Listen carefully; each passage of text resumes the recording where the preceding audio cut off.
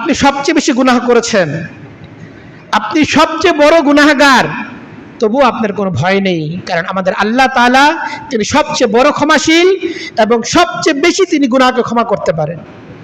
কাজে তিনি সবচেয়ে বড় ক্ষমাশীল, কারণ তিনি আমাদের মধ্যে সবচেয়ে বড় গুনাহগারকে ক্ষমা করবেন।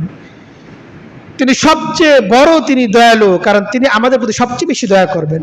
কাজেই আমাদের গুনাহ যতই বেশি হোক না কেন, আমরা যতই বেশি গুনাহ করি না কেন, ইস্তিগফার করতে, তওবা করতে আমরা যেন বিলম্ব না করি।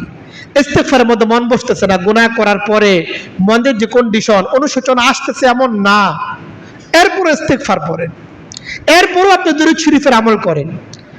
যদি কান্না যদি না আসে, কান্নার ভান করেন, এমনি হু হু করেন।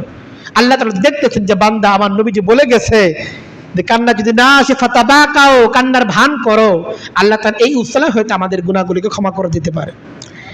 এজন্য আমাদের অবশ্যই গুনাহ যদি হয়ে যায় তাহলে ইস্তিগফার এবং তওবা করা, কোনোভাবেই ইস্তিগফার এবং তওবার ক্ষেত্রে যেন আমরা পিছপা না হই। কতবার তওবা করা যায়, যতবার গুনাহ হইতে পারে ততবারই তওবা করা যায়। আপনার গুনাহ যতবারই হতে পারে ততবারই তওবা করা যায়। তওবা করার সময় যদি বান্দার দিলে অন্তত এতটুকু থাকে, অনুশোচনা দিলের মধ্যে থাকে, আর ওই সময় যদি অন্তত দিলের মধ্যে থাকে যে না আর গুনাহটা করব না, আল্লাহ তাআলা সব গুনাহ মাফ করে দেবে। এই যে কাপড়টা যে ময়লা হয়ে যায়, ধোয়ার জন্য এক বালতি পানি লাগে, কিন্তু আল্লাহ তাআলা যখন বান্দার গুনাহকে ক্ষমা করেন, 30, 40, 50, 60 বছরের গুনাহকে ক্ষমা করেন, বান্দার এক ফোঁটা চোখের পানি, এটা দিয়ে আল্লাহ তাআলা আপনার 50 বছরের গুনাহগুলিকে মাফ করে দিতে পারেন।